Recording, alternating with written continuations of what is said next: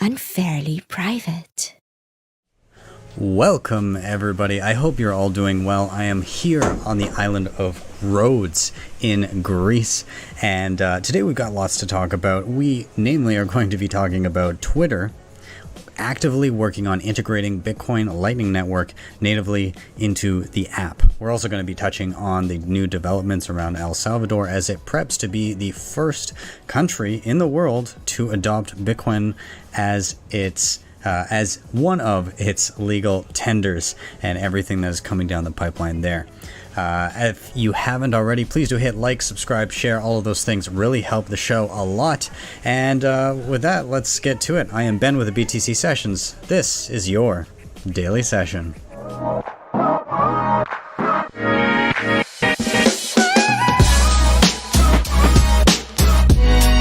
Hodl the Bitcoin. Before we dive in, of course, shout out to sponsors of the show, LEDN.io, where you can use your Bitcoin for a variety of different services. Of course, they've got their Bitcoin back loans, so if you're in a pinch and you need to get your hands on dollars, but you don't want to sell your Bitcoin because that's a taxable event, and you might be worried about buying back in at a higher price, well, easily enough, you can go here, deposit Bitcoin, get dollars to your bank account within 24 hours, and when you pay back those dollars, you get back the same number of sats. They also have savings accounts for Bitcoin and USDC with interest rates of up to 9% annually paid monthly, and they've got their B2X offering if you're feeling mega bullish. Links for all of that is down below. If you're stacking sats in Canada, Bitbuy is a super easy, convenient way to do it. They have a seamless web interface. They've got an awesome app for your phone on the go, iOS and Android. And hey, after your first $250 buy, they'll give you $20 for free. Be sure to check them out and stack some sats with Bitbuy. Now, I do live on Bitcoin. Of course, Bitrefill really helps me with this. I can get every gift card that I need through them paying with Bitcoin, either on the main chain or via Lightning Network, which is what I always use because it's cheap and fast. But I do earn sats back as I shop. And they do have a killer referral program, so if you got friends and family that might also use the service, you can get some kickbacks from that too. Be sure to check them out. Links are in the show notes. Now you guys know the Keystone, one of my favorite and most used hardware wallets. This thing is 100% air gap. It means you never plug it into anything internet connected. Everything's done all via QR code, keeping your funds safe and offline. They have a secure element, Bitcoin only firmware, and it works with all my favorite wallets like Blue Wallet, Wasabi, Spectre, Sparrow. The list goes on. It's also great in multi-sig, so check them out. Links are in the show notes. And finally, if you're backing up any important Bitcoin wallet, whether it be hardware or software or otherwise, be sure to get that backup in solid steel with the BillFodl over on privacypros.io. Why? Well, if you're just backing up on paper, you open yourself up to a few things: fire damage, water damage, somebody accidentally discarding it because they're not familiar with what it is. Give yourself some peace of mind with BillFodl. With that, let's dive into the news. Now, as I said, Twitter is beta testing Bitcoin Lightning tipping services native within the app. This from Bitcoin Magazine. Twitter is now testing the ability to tip users in Bitcoin through Jack Mallers' Lightning Network app Strike, according to the blog and a post on Mac Rumors. Code within Twitter beta suggests that Bitcoin tipping service is currently being tested. Mobile developer Alessandro Pulazzi tweeted an image of what the feature looks like so far. And you can see here, if you're watching this on YouTube right now, it says receive tips in Bitcoin. Bitcoin is the world's first widely adopted cryptocurrency. It's a new kind of digital money that lets people securely and directly send money to each other on the internet. And it has a few bullet points. What is the Lightning Network? Lightning Network is a technical innovation that allows for faster payments with lower fees than Bitcoin's primary network. Set up your wallet. We use Strike to generate Bitcoin Lightning invoices, so you need to connect your account to accept Bitcoin tips, and secure cryptography. Bitcoin is built on a secure technology called the blockchain. It works in a distributed network and uses the same level of security that banks and military use to encrypt their systems. So they go on to talk a little bit about what's coming here. So the new Lightning service will be Strike enabled and also support Square's forthcoming hardware wallet. The company also lists Blue Wallet, Wallet of Satoshi as examples of custodial wallets, and Breeze, Moon, Phoenix, and Zap as examples of non-custodial wallets. Twitter will also use Strike to produce Bitcoin invoices. For now, Twitter users will need a Strike account to receive tips, which seems to suggest that it'll be US only initially on rollout. Now, it says that there's going to be a tip jar service, but Jack Dorsey, when he spoke in July, suggested that Bitcoin could be used for super follows, commerce, and subscriptions, so on and so forth. So yeah, I guess we shall see when this rolls out. It looks like it could happen sooner rather than later, given it's in beta testing right now. I think there's been some criticism around the fact that it's via Strike, which means that effectively, at least off the hop, in order to use this, you will need KYC, because Strike is a KYC platform. That said, this is a lot of exposure for Bitcoin to literally everybody on Twitter. Millions and millions of people on Twitter. I think it's a net positive, and I think that regardless, you'll have the ability to withdraw Bitcoin to your own wallet, and they're already talking about, hey, there's non-custodial ways to do this. I think that's, again, a net positive overall, and yeah, excited to see millions of people orange-pilled with the drop of a hat. And also, I really like this tweet from John Carvalho. He said, just think about fucking Twitter is adding Lightning Network before Coinbase and Kraken. How embarrassing. I agree. But you know, people were quick to comment, hey, these are shitcoin casinos. They have no interest in being efficient. They want you to trade as much as possible. And if it's expensive to withdraw Bitcoin, well, you might look at quote unquote cheaper options and trade into altcoins because you see value in transactions per second when Bitcoin is already capable of that. Regardless, let's move on here. Newsweek, there's actually a good article about Bitcoin in there. So hats off to Andrew M. Bailey and Bradley Rettler for writing this one. They effectively go through the argument for governments to invest in the Bitcoin network. And so they say, here's why. The Bitcoin network is open. Anyone can see the code and verify that it's what it's supposed to be. And anyone can build new financial applications within it. Its native asset is inflation resistant. Supply is capped and can also be verified by anyone. This makes Bitcoin savings technology for the masses. All it takes is a smartphone. Dollars are great for spending, but in a world of inflationary risks, an asset in which anyone can save is a lifeline for those without access to the stock market or gold or real estate. Bitcoin, furthermore, cannot be controlled by any despot or corporate machine. The result is alluring. The benefits of big tech network, Facebook or Twitter, without centralized control. But instead of hosting political arguments or memes, this one is for money. Bitcoin could do for money what the internet did for information. Like the internet, it needs infrastructure to make good on its promise.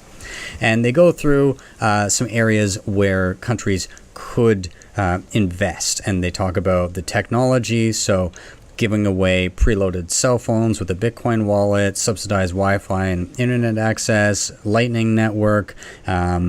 Governments could sponsor Lightning Network nodes and software to ensure even wider access. They talk about education, reliable training of how to acquire, store, spend, receive Bitcoin in all major languages.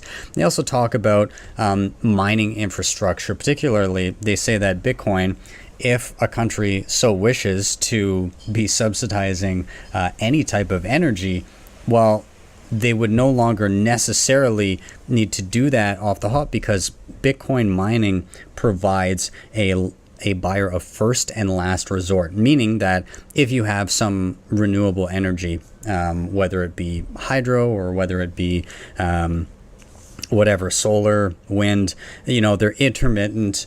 The demand is uncertain. When you set it up, there's a lot of upfront cost. And on top of that, it takes a while to get connected to the grid. Well, all of that can be mitigated by having a buyer of first and last resort. So when the grid lines are not yet set up, Bitcoin can be consuming that energy and subsidizing and paying for the infrastructure. When it does get set up, well, then you can move the grid onto that. And if at any times or whenever they're not hitting peak demand, you can also have Bitcoin buying up excess energy that would have otherwise been wasted so that it further subsidizes the project. So they go on in much more detail here about a lot of different things, but kudos to these guys for an excellent Newsweek article.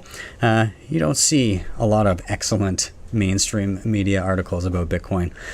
Vast Bank. Vast becomes the first chartered U.S. bank to offer Bitcoin buying and custody. This from Bitcoin Magazine again.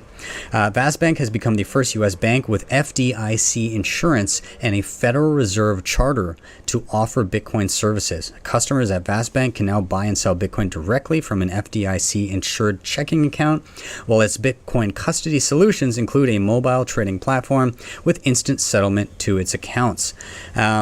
Now, again, it goes into, oh, well, you know, customers are uncertain about Bitcoin and maybe they want exposure, but they want somebody to take care of it for them, blah, blah, blah. So it does have like the, oh, we're a good custodian angle, which of course, that's what banks have to latch onto, right? They see the writing on the wall with CBDCs, central bank digital currencies, which would disintermediate banks themselves and have a line direct from a central bank to a citizen, cutting out commercial banks. And so what's one thing that a central bank will never do is offer an alternative currency that competes with their own. And so banks are stepping in to offer those services. It's kind of funny that banks and central banks are now kind of at odds with what they're offering here.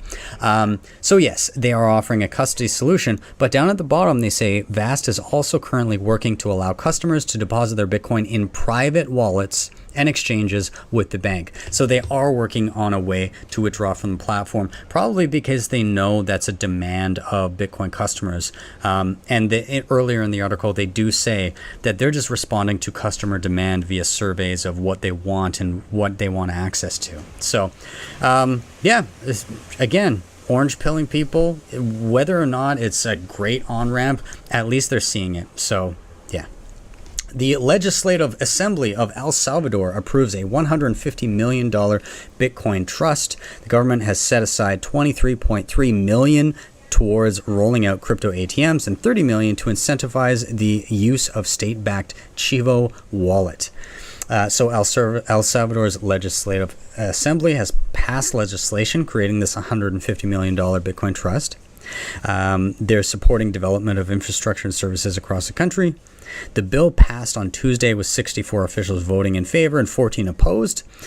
The trust is designed to facilitate conversion of Bitcoin to US dollars and support the rollout of vital technology infrastructure, enabling widespread adoption of these assets. The news comes just 1 week before the country's Bitcoin law is set to take effect. Impending legislation will recognize Bitcoin as legal tender across El Salvador and is slated to take effect on Tuesday, September 7th. Currently, US dollars are the legal tender. This would just bring in a secondary legal tender.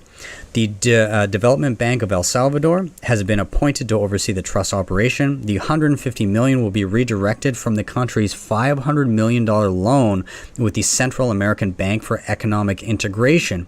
The loan was originally taken for the purpose of economic recovery for small and medium-sized businesses.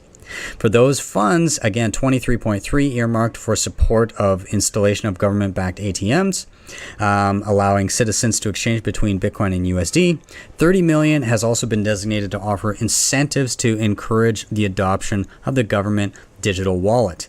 Now, in July, President Bukele announced the government would airdrop $30 worth of Bitcoin to every Salvadoran adult who downloads the Chivo wallet. However, El Salvador's current population is 6.5 million, suggesting the government either believes adoption will be lower or has not allocated enough Bitcoin to go around. Now, it goes on to talk about skepticism about some of this, some protests, so on and so forth. We will touch on that momentarily, but that's not the only place they're drawing criticism. Of course, the IMF is not a big fan of this. IMF is reiterating concerns about this initiative. The IMF, or International Monetary Fund, has repeated its warning about El Salvador's imminent embrace of Bitcoin as legal tender. Quote, privately issued crypto assets like Bitcoin come with substantial risks. Making them equivalent to a national currency is an inadvisable shortcut, they tweeted. And again, sharing a link to their original warning in July 26th. Again, their wording here, privately issued crypto assets. It's not privately issued. There's nothing private about it. It's a public good at this point. It's fully decentralized. There's nobody that's issuing it for anybody. It's a community effort, unlike the privately issued currencies that we have from our regular central banks. Like the Federal Reserve, the Bank of Canada, those are private entities that are separate from government. They're not public. So again, they're mincing words here. They're not being truthful in what they're talking about.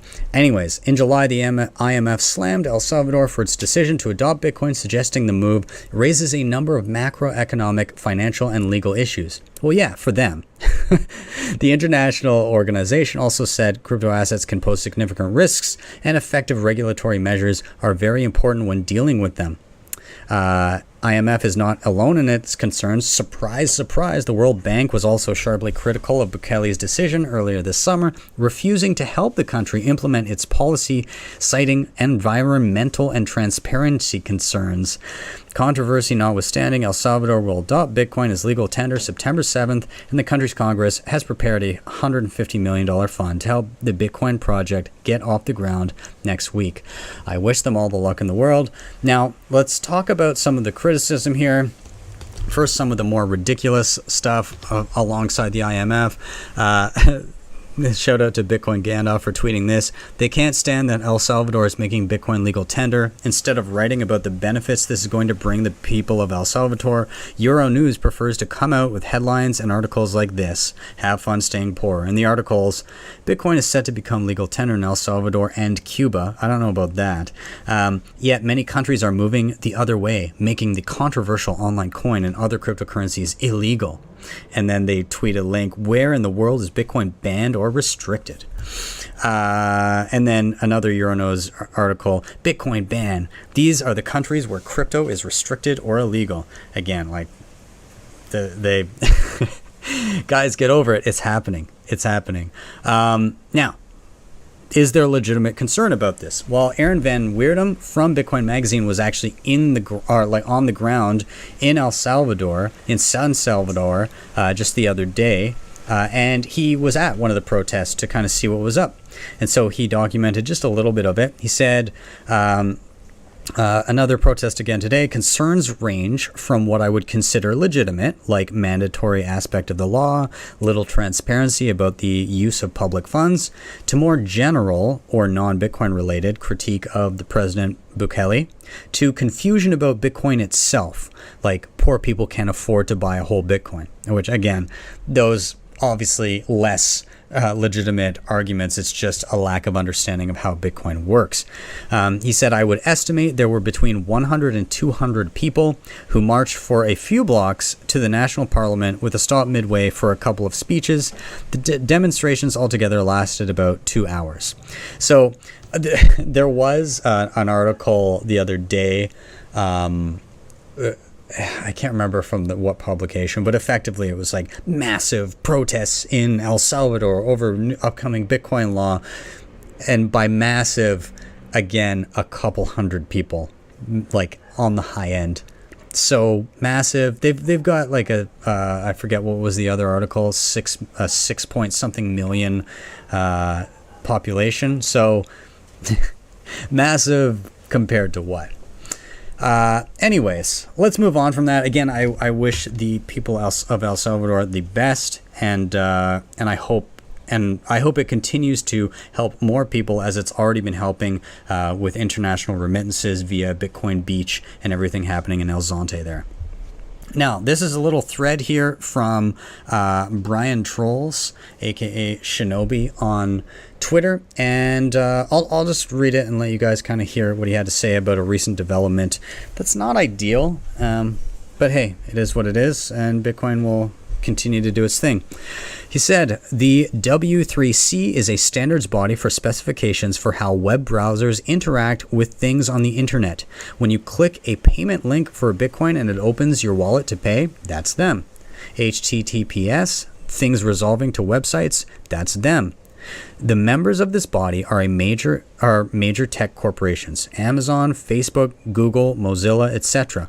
They just voted to shoot down the decentralized identity specification developed by Microsoft to allow decentralized identities not controlled by these platforms.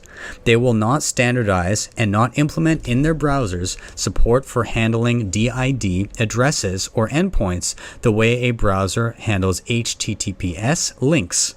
The specification was shot down. It's not happening.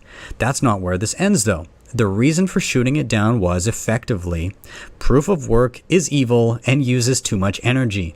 They will not approve the specification of any standard for anything that is based on a proof of work blockchain. This was explicitly stated in Mozilla's public announcement.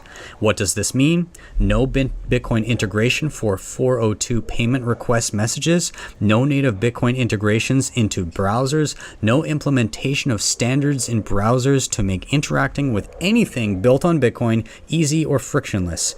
These member companies have quite literally said, fuck you, fuck Bitcoin. It will have no role online and will not be widely integrated into the internet if we have anything to do it. Fuck them. And then he finishes up with, this really did just become time to build a new internet. I couldn't agree more. This is super shitty, inconvenient, and based on a total lack of truth, or a total lack of understanding. I don't know. But effectively, yeah, you got to route around them, and Bitcoin's got to do its thing. Developers have got to step up and do their thing and offer alternatives to what these guys are offering, because if they're not going to do it, then somebody else is going to. And if you want to be that person, then time to throw your hat in the ring and start building.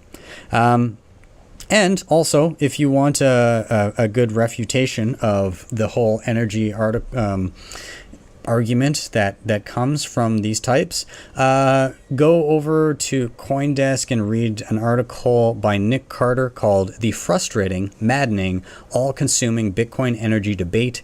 Extrapolating Bitcoin's future energy use based on its current profile leads to some very screwy numbers," says our columnist. This is from back in March, but hey, it gives you a good kind of overall view of why this view of Mozilla and all of these members that shot down this implementation is wrong, effectively. Okay, let's move on. Bitcoin mining in Canada is thriving despite stringent regulations. I really enjoyed this because I get a lot out of it, given I'm from Canada. But basically, they talk about how there's a lot of hype around mining in and around the US and the move because of the drawdown in China after Bitcoin mining bans there. And that's true. There's a lot stepping up in Texas and different parts of the US. There's states that have actually incentivized Bitcoin mining, giving tax breaks. And Quebec was previously thought of as, Canada in general was previously thought of as maybe not the best place to do it, particularly because of the regulatory moves in Quebec, where originally a lot of people were going there for the hydro, but then they kind of did an about face and disincentivized miners to go there. However, Alberta has been picking up steam massively, given all of the oil and gas wells that are with upstream data. Hut 8 is here doing a lot of natural gas mining here. And then they talk about East Coast Canada, where there's just a ton of renewables that are used for energy and not nearly the population base to use all of the energy that is created. Thus, it's just wasted and used for nothing. So it seems that Canada could be getting quite a boom. And again, they talk about it's more than just Quebec. Estimated hash rate share per province. Quebec is on the high side. And then there's kind of some vague other known entities, but Alberta is probably, about just shy of 2/3 of the size of Quebec in terms of hash rate, and then British Columbia is about half that of Alberta. New Brunswick, Labrador, Ontario, Manitoba, there are some, but it gets pretty slim down there. Regardless, I found this very, very interesting, and I love that they can go jurisdiction hopping, but there's a lot going on here, and it's worth looking into. And I'm really bullish on mining in Alberta because I've seen that pick up steam, and I love the idea of more people coming to Alberta and Bitcoiners coming to Alberta. So if you're somewhere in Canada and you're thinking of a place to move, maybe look at Alberta. Hit me up in Canada. Hit me up in Calgary, more specifically, if you want to move here as a Bitcoiner. Love to grab a beer, have a coffee. Anyways, a couple more things here. I just stumbled across this. Somebody shared it on Twitter, but lightningnetwork.plus. This is a great utility where you can sign up to help basically set up channels for your Lightning node. You can get incoming capacity, double your channels, decentralize the network, earn more routing fees, and effectively you sign up and then you can jump into a swap where effectively in exchange for you opening a channel with somebody else, they open a channel with them, with you. And there's like these triangles or like pentagonal channel openings where you basically create a circle of liquidity between you and multiple parties. And as long as you have enough liquidity and you have your Lightning, your public key for your node ready, then you can start opening channels with this thing right away. I haven't tried it yet. I'm going to. I've heard good things. I saw somebody had used it to open a bunch of channels there, but yeah, and if you don't see an offer that fits, tickles your fancy, you can create your own offer. So check it out. Yeah, I'm going to play around with this. Also, another fun Lightning thing. A lot of new Lightning things hitting. But this is Stacker News. It's effectively Reddit, but with upvotes with sats. So, yeah, I'm loving that. That's great. I'm going to look more into it later, but you know, it's a lot of good, like, solid Bitcoin content in and around like news and new things to check out. And yeah, so check out stacker.news. I failed to mention it in my Lightning Innovations video that I did a few weeks back, regrettably, but definitely worth a look. Now, last few things I want to touch on here are events. I'm still in Greece, as I said before. I'm hitting Athens very, very soon. And on September 6th, Monday, September 6th, I am doing a presentation in Athens. There's a meetup and I'm doing a presentation called The Path to Self-Sovereignty. And so you can learn about how to cut out middlemen and become as self-reliant as possible in your Bitcoin journey. So be sure to check that out. It looks like there's like 90 something people coming to it so far. I'd love to meet you there. So come on down. If you're going to be in Athens on Monday the 6th, just search. This is part of the Bitcoin and Blockchain Tech Meetup in Athens. So if you just go to meetup.com and search that group, you should be able to find the event. Now, another one that I'm so excited to be a part of this. I'm going to be in Miami again this year, second time this year. First time was Bitcoin 2021. This one for the Oslo Freedom Forum. Alex Gladstein was kind enough to reach out to me and ask if I'd like to be a part of it. We're ironing out the details of my involvement, but I think it's going to be a lot of fun. And they have like a full Bitcoin Academy that's happening there, which will be in the afternoons on both days. And I'm going to be a large part of that. They've got some awesome people: Matt Odell, Elizabeth Stark, Jimmy Song, Nick Carter, Peter McCormick, Stefan Lavera, Rockstar Dev, Ray Youssef from Paxful. Man, there's just Miles Suter, Will Reeves from Fold, Alex Gladstein, Lily from Compass Mining. We've got people from Sphinx, from BTC Pay, Icona Alchemist, Dread from Plebnet. Shout out Plebnet. There's so many people. Evan Kaludis, Roy Sheffield from Breeze. Just so many. One of the Council of Bitcoin Bens, Guy Swan. Of course, there's just so many people there. I'm very, very excited. Check it out. And see if you're able to attend. It's going to be a little bit more intimate than Bitcoin 2021, of course. But yeah, be sure to check it out. And if you can make it, if you're going to be in Miami, hit me up October 4th and 5th. And yeah, I'll probably be there at least a day early and stay at least a day late. Now, some other events. I'm going to be a few places. I'm going to be in Dubai in October October 14th and 15th, literally 10 days after this other one, for Understanding Bitcoin. Tone Vase is putting this on. I'm going to be doing something around running Bitcoin nodes. I'm not sure if it's going to be like a kind of a workshop type deal, but anyways, I'm very excited. We're again ironing out details for exactly what that's going to look like. But if you're going to be there, let me know. I'm very excited for this one as well. You can hit that up at understandingbtc.com. And then a couple other ones where I'm not sure if I'm going to make it. I'm going to really try to, but they look awesome anyways. TabConf 2021, the Atlanta Bitcoin Conference, November 4th to 6th. It looks super awesome. Socratic discussions, Bitcoin gaming, privacy, Lightning poker, and charity. Lots of people there. Lots of plebnet people out there. I'm just, yeah, it looks awesome. I would really love to make it down to Atlanta for that. I will see.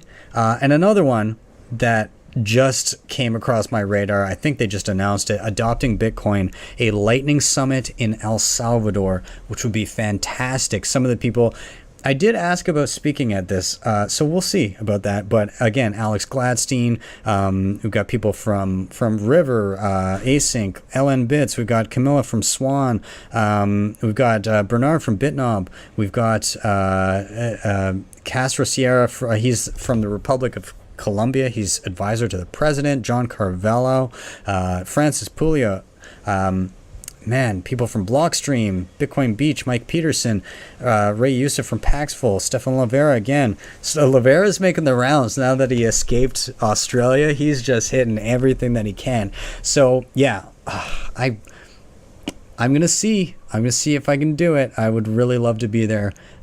We shall see. Also, maybe if you're watching this, put in a good word for me. Maybe I can end up speaking there.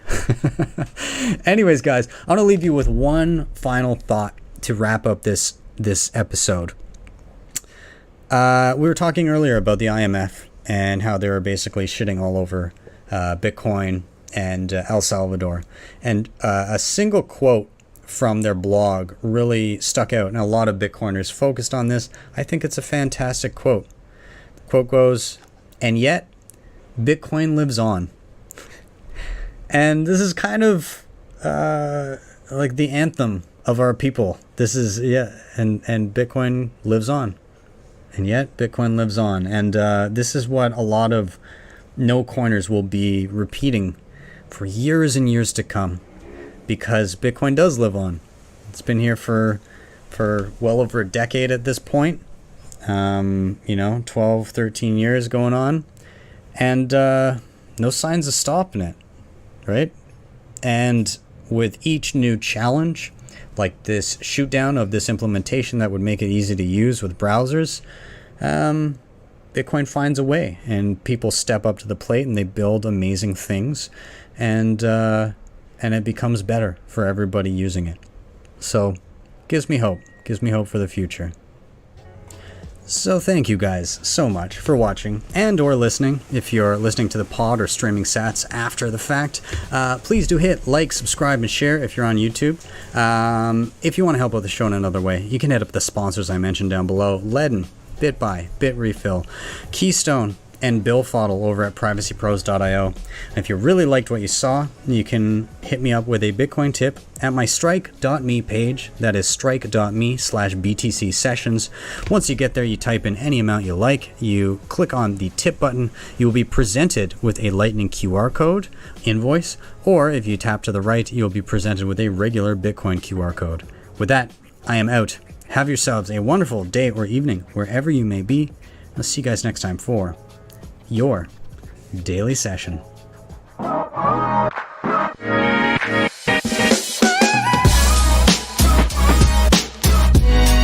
Hodl the Bitcoin.